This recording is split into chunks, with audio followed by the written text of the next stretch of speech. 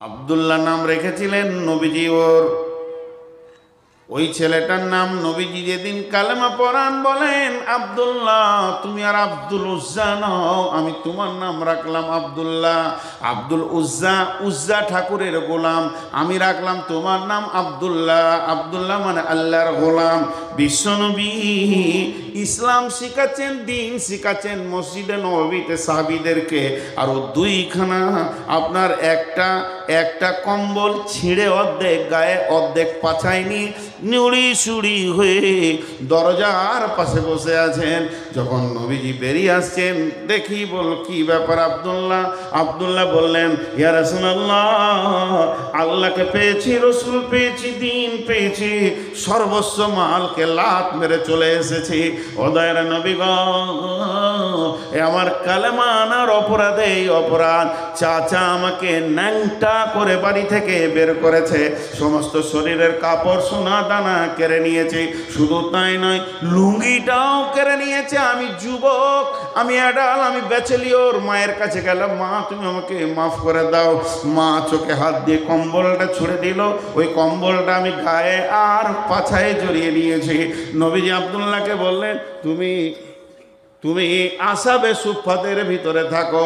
আসাবেদের সুফাদের ভিতরে জোরে জোরে কোরআন পড়তো, এর জন্য নবীজিকে অভিযোগ করা হলো। আব্দুল্লাহ জোরে জোরে কোরআন পড়ে।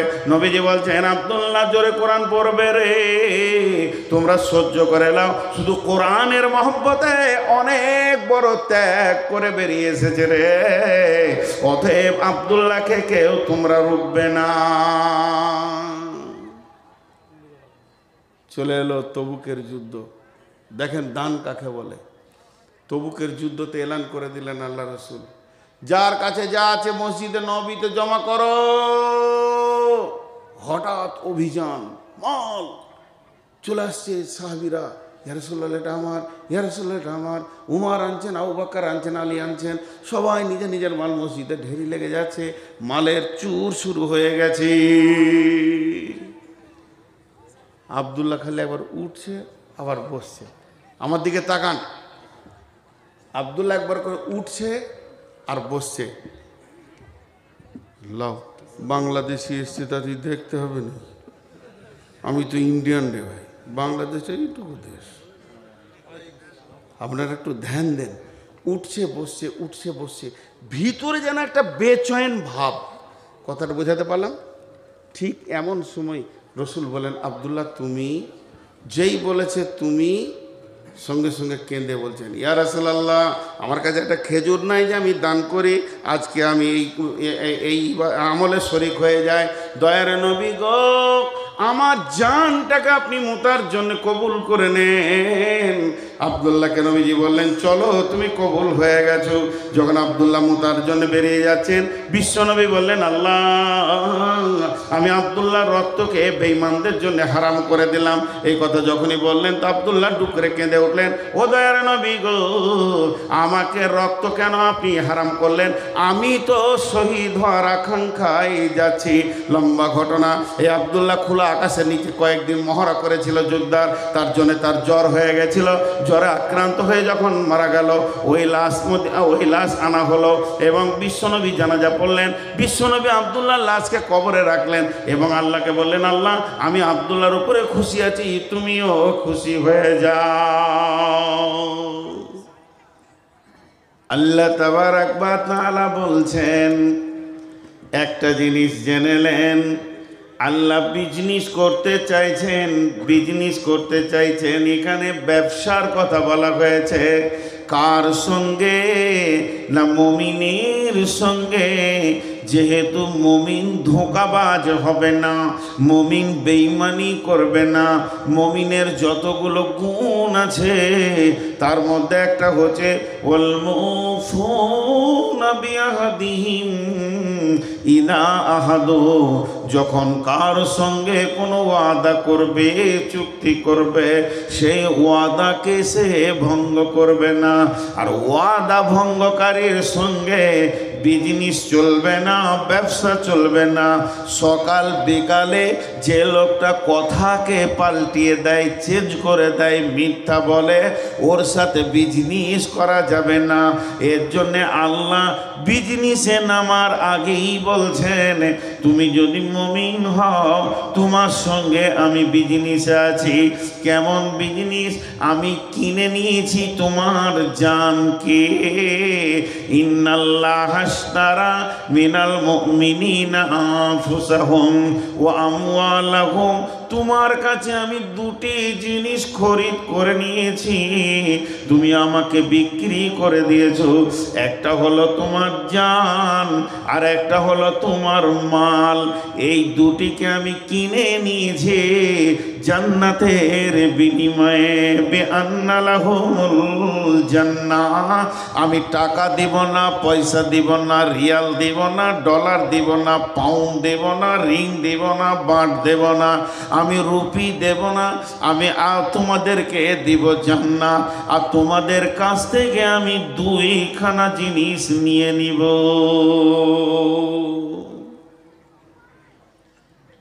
মাল কিন্তু মুমিনের স্বাধীন নয়, জানও কিন্তু মুমিনের স্বাধীন নয়। আজীব ইসলাম, এত সুন্দর পৃথিবীতে আর কোনো ধর্ম আছে কিনা? নাই, আছে কিনা তা নয়, একটাই ধর্ম, সেটা হচ্ছে ইসলাম। তো কিয়ামতের মাঠে দুটি বিচার হবে, দুটি জিনিসের হিসাব নেওয়া হবে। একটা হলো আল্লাহ বলছেন ইন্না ইলাইনা ইয়াবাহুম সুম্মা ইন্না আলাইনা হিসাবাহুম।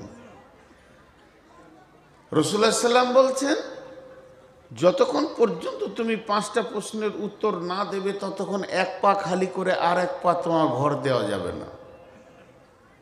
কিন্তু যতগুলি হিসাব হোক, টোটালে 2টা পয়েন্টে হিসাব চলবে, একটা জান একটা মাল। মালের হিসাব কেমন করে নেবে আর জানের হিসাব কেমন করে নেবে? এখানে ছোট্ট একটা জিনিস আপনাদের কাছে নিয়ে আসি। আমানত, মিলকিয়াত, দুটো জিনিস জানতে হবে। একটা হলো আমানত, একটা হলো মিলকিয়াত। তো আমানত আর মিলকিয়াত এই দুটি জিনিস না জানতে পারলে জান আর মালের বিষয়টা আপনার আমার বুঝে আসবে না।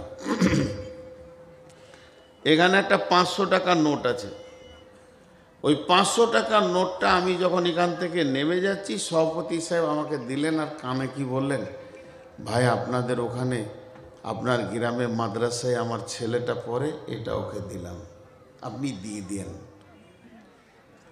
এটা আমানত না মিলকিয়াত? আমানত। ওটা আমার পকেটে ঢুকলো, আমানত। মিলকিয়াত কাকে বলে? আমি নেমে যাচ্ছি, অনেক জায়গায় বাংলাদেশে এটা বেশি ঘটে, কেউ 200 টাকা 500 টাকা নিয়েছে বলে হুজুর এটা আপনি চা পান খেয়ে, এটা আমার মালিকানা সত্ত্ব আছে। আমি চা খেলাম না, বলেছো, আমি বাসে ভাড়া দিয়ে দিয়েছি। এটা হলো মালিকানা। আর আমানত, तो जिंदगी अमानत है और माल भी अमानत है, इस्लाम भी अमानत है, कुरान भी अमानत है। 4টা আমানতের কথা বললাম, তো দুটো আজকে বক্তব্য রাখবো। কোরআন আমানত, এই যে কোরআন পৃথিবীতে এসেছে এটা আমানত। তার কারণ হচ্ছে আজকে এই আমানতকে বহন করার জন্যই এই মাদ্রাসার ভিত। আমি শিখেছি, আমার ছেলেকে শেখাবো, সে তার ছেলেকে শেখাবে, সে তার ছেলেকে শেখাবে। এই আমানত এই জাতিকে কিয়ামত পর্যন্ত বহন করতে হবে, বন্ধ করে দিলে হবে না। একটা চিঠি যখন পোস্টে ছেড়ে দেওয়া হয়, যতক্ষণ পর্যন্ত সেই চিঠির মালিকের প্রাপকের কাছে না পৌঁছায় ততক্ষণ পর্যন্ত পোস্ট অফিসওয়ালারা আমানত বহন করে। তেমনি কোরআন হলো আমানত, দিন ইসলাম আমানত। আমার কাছে দিনের জ্ঞান আছে, ইসলামের জ্ঞান আছে, হালালের জ্ঞান আছে, হারামের জ্ঞান আছে। অতএব এই জ্ঞানটা যার কাছে নাই তার কাছে আমাকে পৌঁছে দিতে হবে। বাল্লিগো আন্নি ওয়ালাও আয়া। নবীজি বলছেন যদিও তুমি একটি আয়াত জানো সেটাকে তুমি আরেকজনের কাছে ট্রান্সফার করে দাও। যদি তুমি না দাও আমানতের খিয়ানতি করলে, আমানতের খিয়ানতি করলে যে গুনাহ হবে তোমার সেই গুনাহ হবে। দুটা তো সহজ করে বুঝিয়ে দিলাম। নাম্বার 3, এটা একটা বোঝাতে কষ্ট, কতটা বোঝাতে পারবো আমি জানি না। জিন্দেগি ভি আমানত হ্যায়। যেদিন আমি পৃথিবীর বুকে এসেছি আর প্রথম শ্বাসটা আমার শুরু হয়েছে, আর যেদিন আজরাইল আমার কাছ থেকে জানটা নিয়ে চলে যাবে, নিঃশ্বাসটা বন্ধ হবে, যেদিন নিঃশ্বাস চালু হয়েছে এবং যেদিন নিঃশ্বাস বন্ধ হবে, এই যতগুলি শ্বাস আমি টানছি প্রত্যেকটি আমানত। তার মানে জীবনটা আমার নয়, জীবনটা আমার আল্লাহর। আমার এই জীবনের মেশিনটা, আমার হৃৎপিণ্ডটা যিনি চালাচ্ছেন তিনি আল্লাহ। এটা চালানোর ব্যাপারে প্রতিনিয়তে প্রতি সেকেন্ডে তার একটা খরচা আছে। যে দুটি চোখের যে লেন্স আছে, পাওয়ার আছে, এর পেছনে খরচা আছে। কানে মাইক্রোফোন, আজকে 53 বছর শুনছি, এর পেছনে আল্লাহর খরচা আছে। আমার জীবনটা তিলে তিলে যে চলছে, প্রতিদিন আমাকে সূর্যের আলো দেওয়া হয়, প্রতিদিন আমাকে পানি খাইয়ে হৃদয়কে ঠান্ডা করা হয়, প্রতিদিন সেকেন্ডে সেকেন্ডে আমাকে শ্বাস আল্লাহর অক্সিজেন খরচা করতে হয়। তো আল্লাহ তাবারাক ওয়া তাআলা যে জীবনটা আমাকে দিয়েছে এটা আমানত, এটা আমানত। এর হিসাব হবে, এর হিসাব হবে। জি, এর হিসাব কেমন হবে একটু বোঝানোর জন্য বলছি, একটু অনুসূচনা দেওয়ার জন্যে। কিয়ামতের মাঠে আমাকে আল্লাহ ডেকে বলবে, নূর মোহাম্মদ আই, জি আল্লাহ তোকে 70 বছর জীবন দিয়েছিলাম। জি, 70 বছর আমি তোর জীবনটাকে চালিয়েছি, আমার খরচা ছিল। তো প্রতিটি বছরে 12টা মাস, প্রতিটি মাসে 30টা দিন, প্রতিটি দিনে 24টা ঘন্টা, প্রতিটি ঘন্টায় 60টা মিনিট, প্রতিটি মিনিটে 60টা সেকেন্ড। টোটাল তুই কত কোটি সেকেন্ড পৃথিবীতে ছিলি? এগুলো কিভাবে খরচা করেছিস বল? এগুলো কিভাবে খরচা করেছিস বল? আমার দেওয়া জান তুমি কিভাবে খরচা করেছো? একটা ছাত্র বলছি, জি একটু নলহাটি যাব। বলে যাও, জোহরের জামাত ধরবে, মানে 10টা বাজছে, তো এমনি করে ঘড়ি দেখে বলছি জোহরের জামাত ধরবে। 2 ঘন্টা টাইম দিয়েছে, 120 মিনিট টাইম দেওয়া হয়েছে ওকে। বাইক নিয়ে চলে গেল, ঘুরে এলো, বলে তুই কিভাবে সময়টা কাটালি বল, কোন দোকানে কতটা কাটালি? এইটা এই পর্যন্ত থাক। একটা জিনিস আপনাদেরকে বলে রাখি, তাহলে বুঝতে সুবিধা হবে। কেন কেন কেউ কেন বলে একটা শব্দ আছে, এটা প্রশ্ন। তো কেন একটা প্রাচীর, ব্রেন দিয়ে এটাকে টপকাতে হয়। যারা ল নিয়ে পড়াশোনা করে, ডিটেকটিভের পড়াশোনা করে, যারা তর্কবিদ্যা পড়াশোনা করে, তাদের এই কেন, আগার মাগার লেকিন এই শব্দগুলো বেশি আসে। তো এই মাদ্রাসার আমি প্রধান শিক্ষক। একটা ছেলে 2 দিন কামাই করেছে, তোকে বললাম তুই কামাই করলি কেন? বলছি জি আব্বার অসুখ হয়ে গিয়েছিল। অথচ আব্বার অসুখ হয়নি, মিথ্যা কথা বললো। তোর আব্বার সঙ্গে তো আমার নলহাটি দেখা হলো। বলে না, সেই দিনই উঠেছে। এই যে আমার কেনটাকে জেনা তেনা ব্রেন দিয়ে টপকিয়ে দিছে। জেনেলেন পৃথিবীর বুকে যত বড়ই বিচক্ষণ ব্রেনওয়ালা হোক না কেন, তার কেনটাকে টপকিয়ে পার হয়ে যাওয়া অতি সহজ।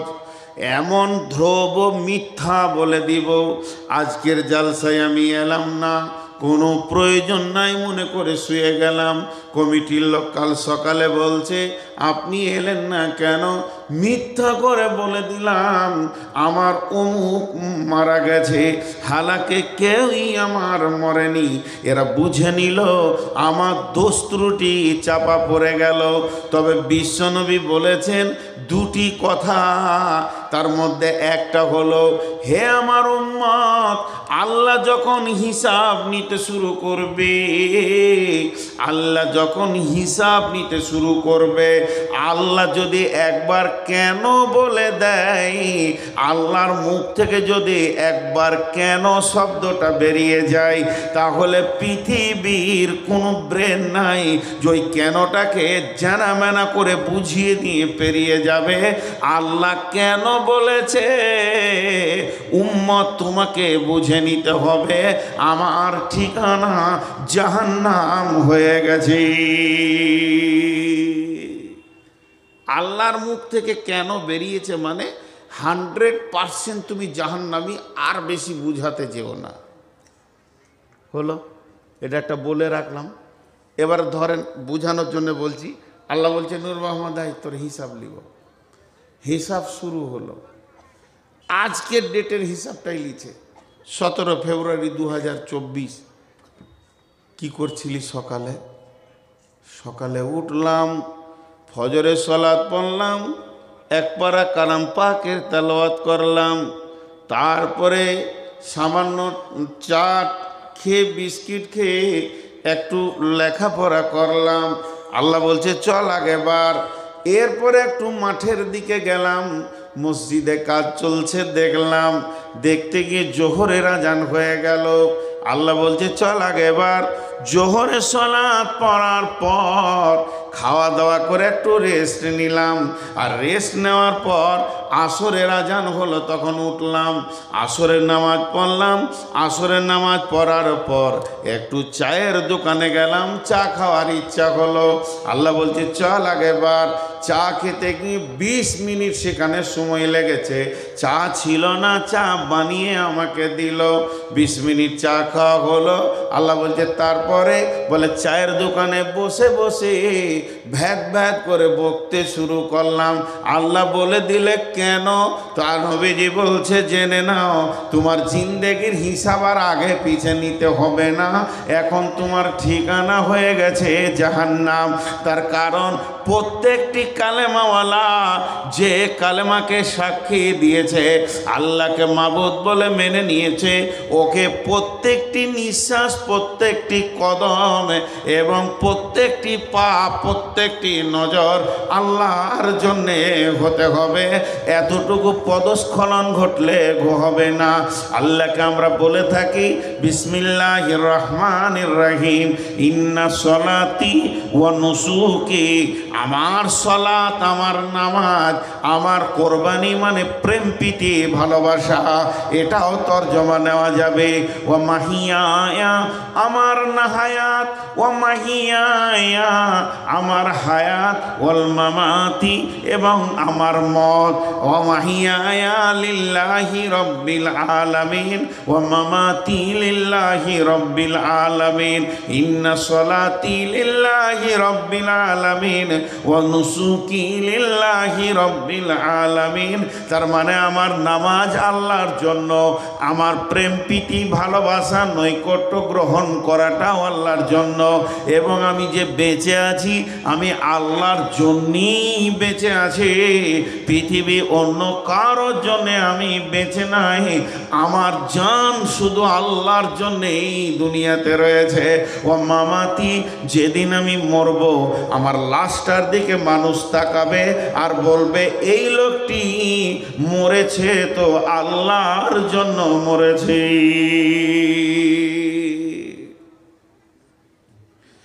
আল্লাহর জন্য বাঁচা আর আল্লাহর জন্য মরা অনেক কঠিন। জি, চারটাই ফিউজ হয়ে যাবে এখনই, একটা টিউব পাম্প থাকবে না। নামাজ ধরেছি তাকবীরে তাহরিমা, আলহামদুলিল্লাহ রাব্বিল আলামিন আর রহমানির রহিম, আল্লাহকে খেয়াল নাই। কুলহ পড়লাম, আল্লাহকে খেয়াল নাই। আল্লাহু আকবার, সুবহানা রাব্বিল আযীম, আল্লাহকে খেয়াল নাই। সামি আল্লাহু লিমান হামিদা, আল্লাহকে খেয়াল নাই।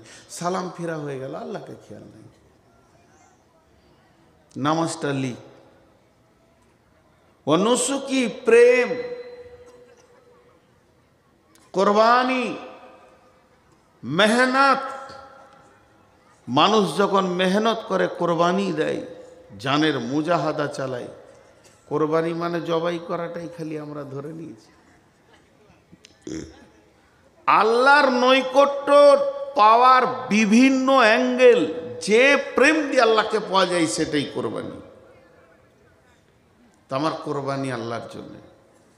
একটা উদাহরণ দিই, বুখারী, মুসলিম, আবু দাউদ, তিরমিজি, নাসাই নয়, উদাহরণ দিচ্ছি।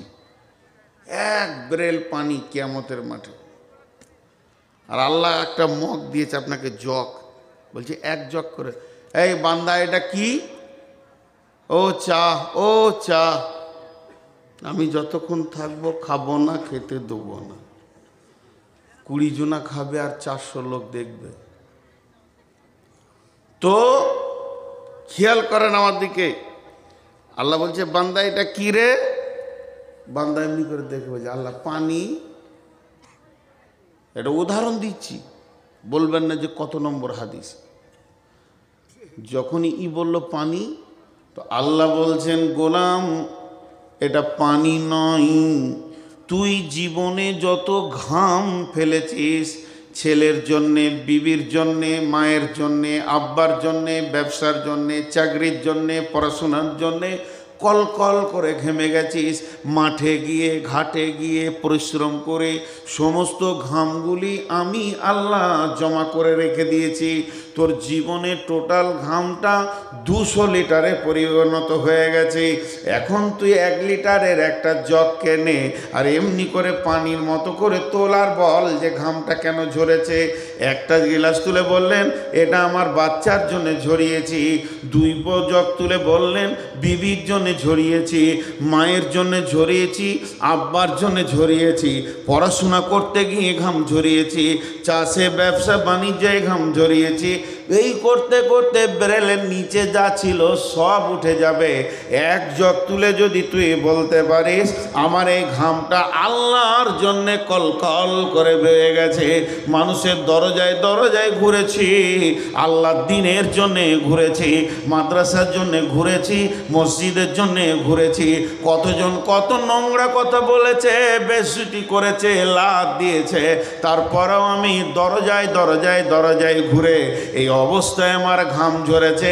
যদি আপনি বলতে পারেন আল্লাহ এই এক জগ ঘাম আপনার জন্য ঝরেছে, আল্লাহ বলবে তুই আমার প্রেমিক, আমি তোর প্রেমিক, গলায় জড়িয়ে ধরবে। কিন্তু আমাদের জীবনে 1 ফোঁটা ঘাম আল্লাহর জন্য ঝরে না, 1 ফোঁটা ঝরে না। তবে মাফ করবেন, খারাপ মনে করে লিয়েন না, একই কথা দুরকম লেয়া হয়। কিছু মৌলানা আছে ওসরের সিজনে, ফেতরার সিজনে কি কষ্ট করে, কি কষ্ট করে। আমি 6 বছর কালেকশন করেছি, মাদ্রাসা ইসলামপুরের কালেকশন করেছি। দুঃখগুলো বলার নেই। কাটোয়ার এলাকায় একটা গায়ের নাম বলবো না, ইউটিউবের যুগ, কালেকশন করতে গেছি, তা আমাকে বলেছে কাজ করতে 10 টাকা দিব। ছেলে মানুষ ছিলাম। একজন বিখ্যাত আলেম এখন রিয়াদে আছে, সৌদির বুকে, আমাদের আইল হাদিসের মধ্যে, বীরভূমে একটা বাস স্ট্যান্ডে, আমি নাম করব না কোনো জায়গায়, ঝরঝর করে কাঁদছেন। আমি ওনাকে ওস্তাদ মনে করি। ওস্তাদ কি হলো? বলে চল, কোনো রকম বের করতে পারলাম না। শেষকালে হালকা এইটুকু বললো যে ভাই এই কাজটা বড় মুজাহাদার কাজ, মানে কেউ আঘাত দিয়েছে। আর একটা সত্য ঘটনা শুনেন, আল্লাহ ছাড়ে না। আল্লাহ ছাড় দেয়, ছেড়ে দেয় না। কিছুদিনের ছাড় দেয়, ছেড়ে দেয় না। এই হানাফিদের ভিতরে একটা মুফতি সাহেব কালেকশন করতে গিয়েছ, কালনা, গায়ের নাম বলবো না, এরকম পেট উঁচু হয়ে আছে, যে ধানের মালিক, মোজ দাড়ি নাই, নামাজ নাই, 50-60টা লোক কাজ করছে। খালি মুফতি সাহেব এতটুকু বলেছেন, মাদ্রাসার ছাদের কাজ চলছে, একটু ধরে দেন। খ্যাঁচ খ্যাঁচ খ্যাঁচ খ্যাঁচ করে বেজ্জুতি, একদম নোংরা নোংরা খিস্তি করে গালি দিল। উনি ঝরঝর করে কাঁদতে কাঁদতে বেরিয়ে গেলেন। এরা বলবে আল্লাহ তোমার জন্যে ঘাম ঝরিয়েছে। উনি বেরিয়ে গেলেন, আর আল্লাহর কেমন সাজা দেখেন। ছেলেটাকে বলছে গাইটা নিয়ে গায়ে গায়ে দুধ দোয়াবে, গায়ে দুধ গালবে, দুধ দোয়াবে, বের করবে। এমনি করে হাঁড়িটা নিয়ে বসেছে। আল্লাহ গাইটাকে বলছে মার, চোপাতে মার। জীবনে মারে নাও গাই, এমন এখানে মেরেছে, এই হার এখানে পৌঁছে গেছে। ৭৫,০০০ টাকা খালি অপারেশন খরচা, পিজিতে ২৭ দিন এরকম বাঁধা ছিল। ফিরে এসে মুফতি সাহেবের পায়ে ধরেছিল, অন্যায় কথা বলেছিলাম, তার জন্য আল্লাহ সঙ্গে সঙ্গে দিয়েছে। ভাইরা আমার, তাহলে জিন্দেগি আমানত, এটা আল্লাহ কিনে নিয়েছেন। এবার এটা আল্লাহর রাস্তায় ব্যয় করতে হবে।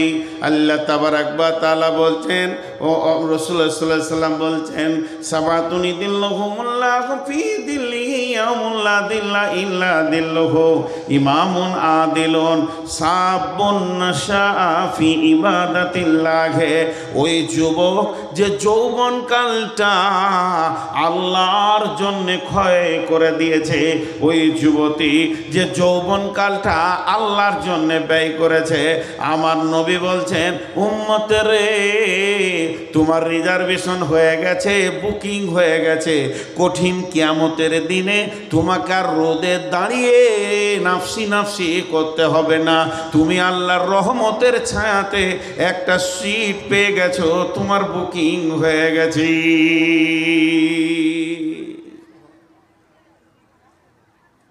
তো জিন্দেগির তিলে তিলে হিসাব লাগবে। এখানে যতগুলি লোক আছেন যারা সংসারের গাইড হিসেবে, ম্যানেজার হিসেবে চলছেন, ওকে জিজ্ঞেস করেন আপনার সংসারে খরচ কত?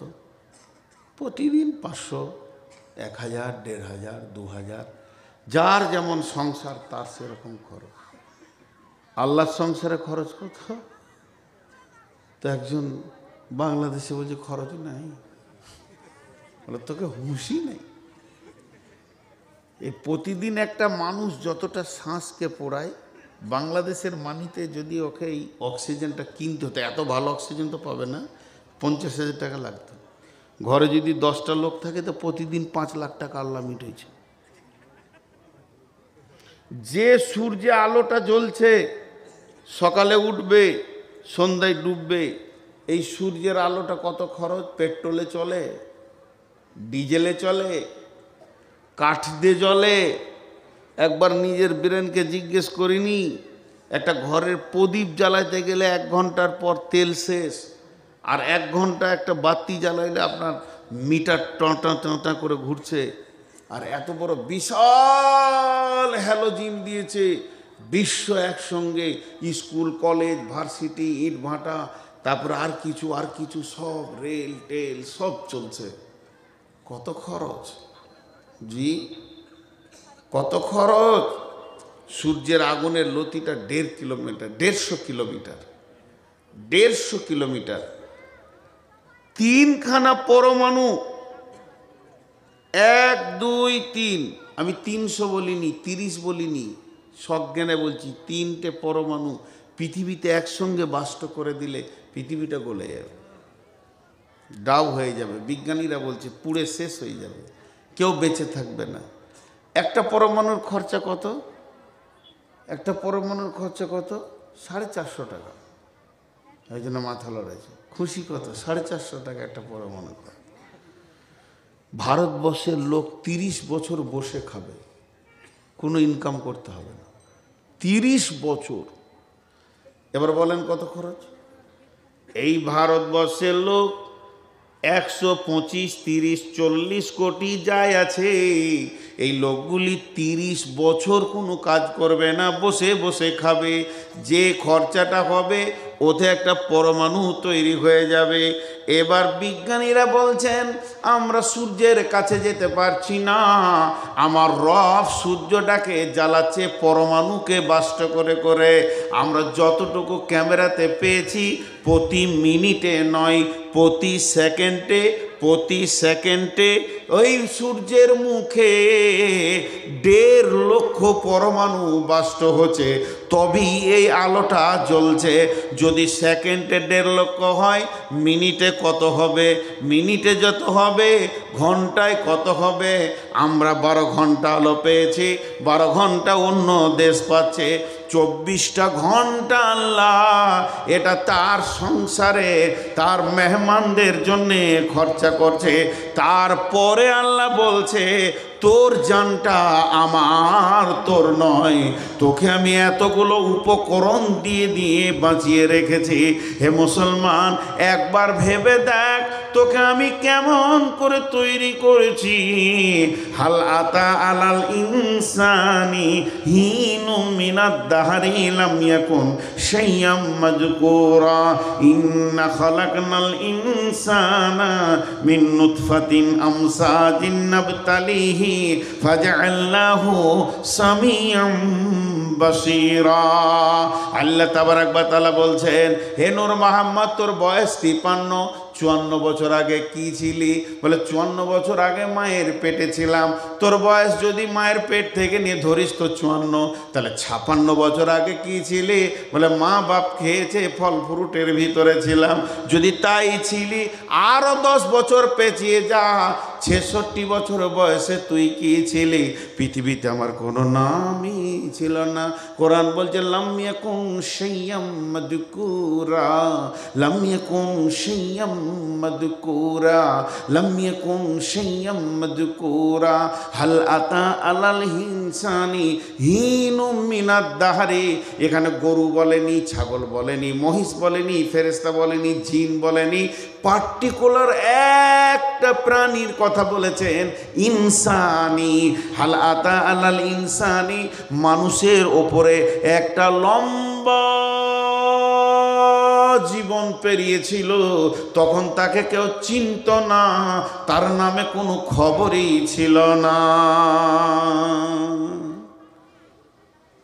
এখানে যতগুলি লোক আছে সবারই ডেট অফ বার্থ আলাদা আলাদা, কি না? কথা বলে না? কিন্তু শরীয়তের ভাষাতে একদিনই সব তৈরি। আদম আলাইহিস সালামের পিঠে হাত রেখে আল্লাহ কিয়ামত পর্যন্ত যতজন আছে সবাইকে বানিয়ে নিয়েছে। সব ডেট অফ বার্থ এক। এটা দিলে কাজে লাগবে না, এটা আল্লাহ বলছে আমার কাছে, এটা কাজে লাগাবো, এটা কাজে লাগাবো। খুব মনোযোগ। পৃথিবী সৃষ্টি হওয়ার 50,000 বছর আগে আমার তকদির লেখা হয়েছে।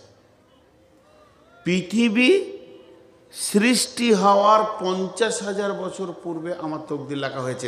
আমার জন্মের 50,000 বছর পূর্বে নয়, তাহলে অঙ্ক পাওয়া যেত।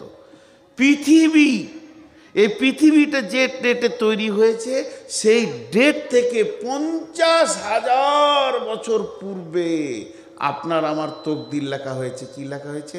নূর মোহাম্মদ 2024 সালে 17 তারিখে তুই গিয়ে আপনার ভেলিয়ারে ওখানে বায়ান করবি, আর কি খাবি সেটা লেখা হয়েছে। তাহলে আমি যে এখানে আসব সেটা কে জানতেন? জোরে বলেন, কে জানতেন? আপনারা জালসা শুনতে আসবেন, এটা কে জানতেন? আর আমার মা কখন জানলো? আমার মা যখন তার মেন্সটা বন্ধ হলো সে জানলো পৃথিবীতে কেউ এসেছে। প্রথম আমাকে চিনলো আমার মা। আমার মা খবর দিল আব্বাকে, দ্বিতীয় ব্যক্তিটা চিনল আব্বা। এবার আব্বা চিনার পর নানা নানি দাদা দাদি দুই ফ্যামিলি বুঝে নিল যে আমাদের ভিতরে নতুন একজন আসতে চলেছে। এখনো কিন্তু পঞ্চায়েত আমাকে জানে না। যেদিন আমি পৃথিবীর বুকে আসলাম সেদিন দাইমা আমাকে চিনল। এবার সেই সাথে সাথে পঞ্চায়েত চিনল, একটা নতুন আধার কার্ড বের হলো। এখনো প্রাইমারি স্কুল আমাকে জানে না, আমি ধুলোবালি নিয়ে খেলছি, প্রাইমারির হেডমাস্টার আমাকে চিনেনি। যেদিন আমি 5 বছরের আব্বা ধরে নিয়ে গিয়ে প্রাইমারিতে দিয়ে এলো, সেদিন প্রাইমারি চিনল। তখন পর্যন্ত ভ্যালিয়ানের লোক তাদের দ্বিতীয় বক্তাকেও চিনে না। আজকে যারা আছে আর জানতো যে এটা দ্বিতীয় বক্তা? যখন প্রাইমারিতে যেছি পোঁটা ফেলতে ফেলতে আল্লাহ বলছে আমি জানছি, কারণ লিখেছে তো তকদিরু। কথাটা বোঝার চেষ্টা করেন। এখানে দুটো জিনিস বলবো। তো আল্লাহ বলছে এই জিন্দেগিটা আমি তিলে তিলে তোকে নিয়ে যাচ্ছি, দিয়ে তোকে তৈরি করলাম আমি। কেউ চিনত না, একটা দীর্ঘ টাইম গিয়েছে। পৃথিবী সৃষ্টির 50,000 বছর পূর্বে, এতক্ষণ আমি আমাকে বলছিলাম, এবার আপনাদের দিকে আঙুল তুলি। পৃথিবী সৃষ্টির 50,000 বছর পূর্বে আপনার তকদিরটা লেখা হয়েছে। আজকে এরকম মাঠে বসে থাকবেন 2 ঘন্টা, লেখা হয়েছে। তাহলে সেই দিন থেকে যেদিন মায়ের পেটে এলাম, এই মাঝের দিনটা কে চিনত? হ্যাঁ, আল্লাহ। এবার একটু মহব্বতের সঙ্গে বলি, সেই দিন থেকে যেদিন আমাদের তকদির লেখা হয়েছে, সেই দিন থেকে মায়ের পেটে যেদিন এসেছি, তার আগে কে চিনত? এবার আল্লাহর নাম নিতে ভয় লাগে? জোরে বলেন, কে চিনতেন? তাহলে আল্লাহর কাছে কতটা জীবন আমার কেটেছে, এটা অঙ্ক করেন। আমি জন্ম নিলাম মায়ের পেটে, দুধ খেলাম মায়ের কোলে, পেশাব পায়খানা করলাম, এই করতে করতে করতে করতে মায়ের বুকে উপরে চেপে শুয়ে পড়লাম। ছোটতে মাকে কত মারলাম, আব্বাকে কত লাথি মারলাম। আস্তে আস্তে বড় হলাম, বড় হতে হতে আমার বয়স হলো 20, 20 থেকে 22, 22 থেকে 24। যখন 24 বছর বয়স হলো, চৈত্র মাসের 25 তারিখে বিয়ে হলো, আর বৈশাখ মাসের 25 তারিখে মাকে গরম গরম কথা বলতে লাগলাম। কিংবা চৈত্রে 25-এ বিয়ে হলো, পহেলা বৈশাখ বলছি মা তোমার ব্যবহার খারাপ নয়। তখন মা ডুকরে কেঁদে বলছে, বেটা রে, বছরে 365টা দিন গেছে, এরকম 24টা বছর তোকে বুকে করে টেনেছি, আর মাত্র 24 ঘন্টায় একটা বউ পেয়ে ভুলে গেলি। আল্লাহ ঠিক ওই রকম বলছে, গোলাম রে, তোকে কত কোটি কোটি কোটি বিলিয়ন মিলিয়ন বছর আমার কাছে তোকে হেফাজত করে রেখে দিয়েছি, তুই আমার কাছে ছিলে। এরপরে মায়ের পেটে গিয়ে পৃথিবী যখনই দেখে নিলে, হাল আতা আলহাকুমুত তাকাসুর হাত্তা যুরতুমুল মাকাবির, এই পৃথিবীর সৌন্দর্য, পৃথিবীর ঐশ্বর্য, পৃথিবীর বিবি ছেলে পিলে গাড়ি বউ বিটি তোকে এমন করে ঘেরে নিয়েছে, আমি আজান দিয়েও তোকে পেছি না। কোটি কোটি বছর আমি রাখলাম, আর আমি ডেকে পেছি না। হাইয়া আলাস সালাহ, বাংলায় দিয়া যেনটা, আয় আয় তোরা নামাজের জন্য আয়, মাথা নামাবি। যে মাবুদ তোকে কোটি কোটি বছর তার কাছে রেখেছিল, মাত্র মা বাপকে 100 বছর দিয়েছে, তাও মা বাপ থাকবে না, পৃথিবীর বুকে 100টা বছর থাকবি। আর পৃথিবী সৃষ্টির 50,000 বছর পূর্বে তোর জন্ম হয়ে গেছে, তোর তকদির লেখা হয়ে গেছে। এই 100 বছরে মাত্র 22টা বছরে কাটালি, এটি পৃথিবীকে নিয়ে উবুর হয়ে পড়ে গেলি। মা মাবুদের ডাক আর শোনা যেছে না। আল্লাহ তাবারাক ওয়া তাআলা বলছেন এই জিন্দেগিটা আমি বানিয়েছি রে। তারপরে আল্লাহ দ্বিতীয় কি বলছেন, ইন্না খালাকনাল ইনসানা মিন নুতফাতিন আমসাজিন নাবতালিহি ফাজআলনাহু সামিআম বাসীরা। ওরে আমার গোলামের দল, তারপরে তোকে কিভাবে এই অবয়বটা দিলাম শুনেলে? তোর বাপকে উত্তেজিত করে, তোর মাকে উত্তেজিত করে, দ্রুতগামী বীর্য থেকে আমি বানালাম।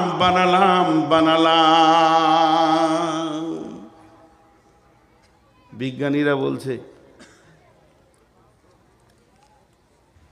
খুব ভালো করে এখানটা মনোযোগ দেন। একটা পুরুষ একবার স্খলন দিলে কতগুলো পোকা বের হয়? 40 থেকে 60 কোটি, একটা দুটা লয়। খুব যদি মজবুত ইয়ং একদম উত্তাল যৌবন হয়তো 60 কোটি পোকা স্খলন করে। আর বয়স্ক দুর্বল হয়ে গেল 40 কোটি পোকাকে স্খলন দেয়। কতগুলো দেয় বললাম? 40 থেকে 60। মেজারমেন্ট করে নিয়ে চলে আসেন 50 কোটি। আল্লাহ বলছেন ইন্না খালাকনাল ইনসানা মিন নুতফাতিন আমসাজিন নাবতালিহি ফাজআলনাহু সামিআম বাসীরা। একবার তুই ভেবে দেখ, তোকে আমি দ্রুতগামী নুতফা থেকে বানিয়েছি এবং তার থেকে তোকে শ্রবণ শক্তি, দৃষ্টি শক্তি আমি দিয়েছি, ধাবন শক্তি দিয়েছি। শুধু তাই নয়, এই জায়গাতে কাগজ কলম নিয়ে তুই বসে যা। যদি একই মিলনে বাচ্চা হয় তা তো হয় না, 2-10 মাস চলতে থাকে, কিন্তু আমি মেনে নিলাম এক মিলনেই বাচ্চাটা হয়ে গেল। তাই যদি হয় যে রাত্রিতে আমি এসেছি আমার আব্বার কাছ থেকে মায়ের কাছে, আমার সঙ্গে কতগুলো পোকা এসেছিল? যদি 50 কোটি মেজারমেন্টে ধরেলেন তাহলে 49,99,99,999টা এসেছিল। কই তারা? তাদের আধার কার্ড নাই, ভোটার কার্ড নাই, তারা কোথা গেল? আল্লাহ বলছে একবার খেয়াল কর, এই 50 কোটির ভিতর থেকে আমি আল্লাহ তোকে বেছে নিলাম, আর তোর সাথে যত ভাই বোন এসেছিল ড্রেনের পানিতে চলে গেল, পচে গেল, মরে গেল, পোকাগুলো শেষ হয়ে গেল। তাদের জানাজা হলো না, তাদের ফারাজ হলো না, তাদেরকে দেখা হলো না, তাদের আধার কার্ড হলো না, মা বাপ তাদের জন্য কাঁদলো না। কিন্তু তোকে আমি এত সুন্দর করে বানালাম, এরপরও কিন্তু আমার শুকরিয়া করবি না। তোর জিন্দেগিটা একবার ভেবে দেখ। এখানে 2000 লোক বসে আছে, এখানে 2000 লোক বসে আছে। এমন সময় আমার ভাইয়া উঠে গিয়ে এর মাঝে একজনকে ডেকে নিয়ে এসে গায়ে হাত বুলিয়ে বলছে চলেন ভাই দুটি খেয়ে এলেন। ওকে কি ভাবতে হয় না যে আমাকে এতগুলো লোকের মাঝে এতটা সম্মান দিল, তাহলে আমাকে কতটা সম্মান দিয়েছে? এটা যদি সে ভাবে তাহলে ওই ব্যক্তিকে চিনতে তার কষ্ট হবে না। তা আল্লাহ বলছে এতগুলো পোকা আমি আনলাম কেন? একটা পোকা এনেই তোকে আমি বানাতে পারতাম। তার মানে আমি চাইছি তোর বিবেকের চেতনা হয়ে যাক যে 50 কোটির ভিতর থেকে তোকে আমি ইজ্জতের জায়গায় বসিয়েছি, তোকে শ্রবণ শক্তি, দৃষ্টি শক্তি দিয়ে পূর্ণাঙ্গ অবয়ব দিয়ে পৃথিবীতে এনেছি। অতএব এই জানের হিসাব আমি আল্লাহ একদিন নিব। আমার খরচা আছে। জি,